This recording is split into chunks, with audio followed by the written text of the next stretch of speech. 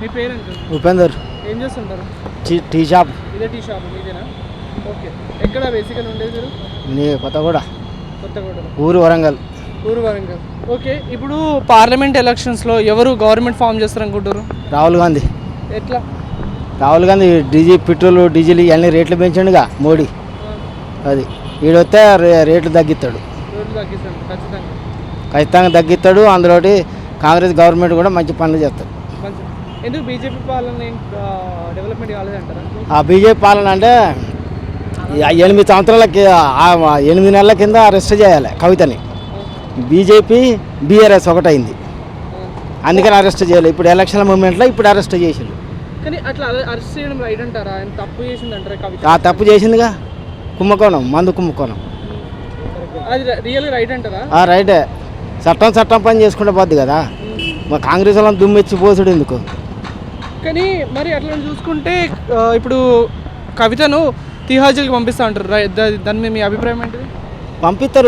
పంపిస్తారంటే తప్పు చేసినప్పుడు, ఎవరైనా తప్పు చేసినప్పుడు దాన్ని చట్టం పని చేసుకుంటే పోద్ది అలాగా. అది ఇప్పుడు తెలంగాణలో చాలా మంది బీఆర్ఎస్ పార్టీలకు వెళ్ళి కాంగ్రెస్లోకి జంప్ అవుతారు. టీఆర్ఎస్ పార్టీ అనేది బీఆర్ఎస్ అని పెట్టినప్పుడే పోయింది. ఎందుకు పోయింది అంటారు అట్లా? అది పోయింది, ఇక ఆ పేరు మీదనే పోయింది. టీఆర్ఎస్ తీసేసి బీఆర్ఎస్ పెట్టుడే పోయింది. అప్పట్లే తప్పు. ఇప్పుడు డబల్ బెడ్రూమ్ ఎవరికి ఇచ్చిల్లు సార్? ఎవరికి ఇవ్వలేదు. ఒక్కొక్కళ్ళకు 1,00,000 2 లక్షలు తీసుకొని లంచాలు తీసుకున్న వాళ్ళకి ఇచ్చుకున్నారు. ఊర్లలో ఎవరికి ఇవ్వలేదు. మా వరంగల్, ఉమ్మడి వరంగల్ జిల్లాలో ఎవరికి రాలేదు. ఇప్పుడు మహబూబాద్ జిల్లా అయింది మాది. మరిపడ మండలంలో ఒక్క డబల్ బెడ్రూమ్ ఇవ్వలేదు. దళితులకు ఇవ్వలేదు, ఎస్టీ ఇవ్వలేదు, ఎవరికి ఇవ్వలేదు. ఇప్పుడు బీసీలకు ₹1,00,000 అన్నారు. ఆ ₹1,00,000 కూడా ఇవ్వలేదు. ఒక్కరికి ఇద్దరికి ఇచ్చిళ్ళు. ఎవరికి ఇచ్చిళ్ళు సార్? ఓట్లు వేసుకొని అవతల పడేడు తప్ప బీఆర్ఎస్ గవర్నమెంట్ ఏమి రూపాయి పని చేయలేదు. కాంగ్రెస్ చేస్తుందని మీరు నమ్ముతారు? కాంగ్రెస్ పక్కా చేస్తుంది. ఆడవాళ్ళకి ఇప్పుడు ఫ్రీ బస్ పెట్టిళ్ళు, అది మంచిగానే ఉంది, న్యాయం. ఇప్పుడు 5 లక్షలు అంటారు డబుల్ బెడ్రూమ్, పక్కా ఇస్తారు. అది ఇప్పుడు 5 లక్షలు బరాబరి గవర్నమెంట్. ఇది కాంగ్రెస్ గవర్నమెంట్ మాత్రం బరాబరి ఇస్తుంది. ఓకే. ఇప్పుడు మొన్నటిదాకా బీఆర్ఎస్ ని తెచ్చిన ప్రవీణ్ కుమార్, తెలుసు. ఇప్పుడు బీఆర్ఎస్ లో చేరిండు. దాన్ని మీరు ఏమంటారు? అది తప్పు కదా, దళితులకు అన్యాయం చేసినట్టు. దళిత పార్టీ అన్నాడు. అదే మరి దళితులకు అన్యాయం చేసిండు కదా, దళితులకు అన్యాయం చేసి అలా పోయిండు. ఎట్లా అన్యాయం చేసిండు? ఇప్పుడు ఒక పార్టీ ఉన్నప్పుడు ఇన్ని రోజులు మంచిగా తిరిగి 1.5 సంవత్సరాలు 2 సంవత్సరాలు బాగా కష్టపడాడు. జనాలు కూడా మంచిగా ఉన్నది. ఇవాళ మరి నాకు అది లేదు ఇది లేదు అని పోయి కేసీఆర్తో కలిసి అది పద్ధతి కాదు కదా. మళ్ళీ దళితులు మళ్ళీ కాంగ్రెస్కి వేస్తారు కదా, పట్టణం కడతారు. అది 13-14 సీట్లు బరాబరి ఎంపీలు వస్తాయి. ఖచ్చితంగా బరాబరి వస్తాయి కాంగ్రెస్. ఓకే. మీ పేరు? వీరారెడ్డి. ఏం చేస్తుంటారు? Civil engineer. ఓకే. బేసికల్ ఇక్కడ ఆంధ్ర, రాయలసీమ. ఓకే. ఇప్పుడు ఎక్కడ చూసినా పార్లమెంట్ ఎలక్షన్స్ గురించి మాట్లాడుకుంటారు. మరి పార్లమెంట్లో ఏ సెంటర్లో ఏ గవర్నమెంట్ ఫామ్ చేస్తారనుకుంటారు? బీజేపీ. ఎలా? బాగానే ఉంది. ఓకే. ఆంధ్రాకి వచ్చేస్తే ఏ గవర్నమెంట్ ఫామ్ చేస్తారు? జగన్.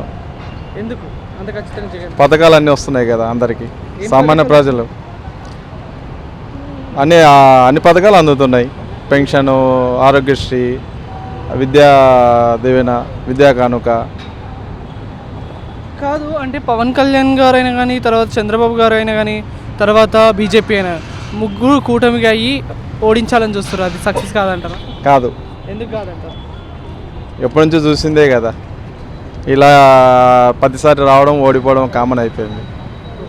కానీ ఇప్పుడు పాలన వికేంద్రీకరణ కాలేదు కదా జగన్ అన్నట్టు.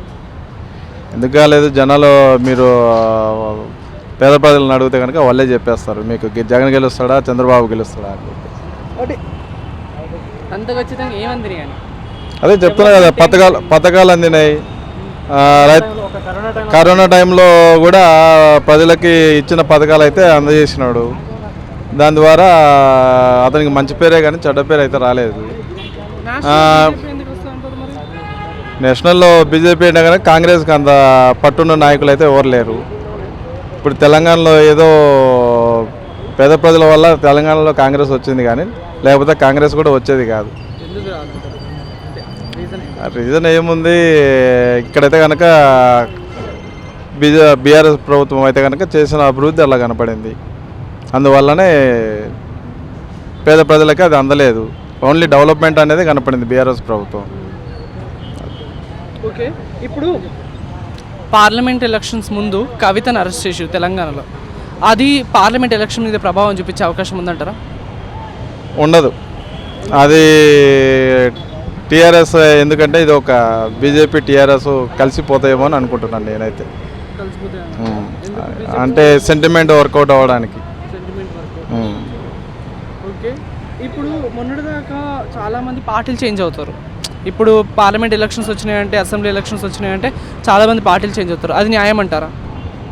న్యాయం అంటే కామన్ అయిపోయింది ఇప్పుడు పాలిటిక్స్ అంతా. ఏ పార్టీలోంచి ఎప్పుడు ఏ పార్టీలోకి వెళ్ళాలి అనేది కామన్ అయిపోయింది. ఈ పార్టీ నాకు కావాలి, ఈ పార్టీ ఉండాలనేది ఏం లేదు. డబ్బులు ఉంటే ఏ పార్టీ అయినా ఒకటే. Thank you. ఏం చేస్తుంటారు? ఫైబ్రికేటర్. ఏం పేరు? నా పేరు రాజు. ఎక్కడ ఉంటారు? నేను నాగర్గూడలో ఉంటా. ఓకే, ఇప్పుడు ఎలక్షన్ కోడ్ వచ్చేసింది కదా, పార్లమెంట్ ఎలక్షన్ కోడ్. సెంట్రల్లో ఎవరు గవర్నమెంట్ ఫామ్ చేస్తారంటారు? సెంట్రల్ బీజేపీ చేస్తారు.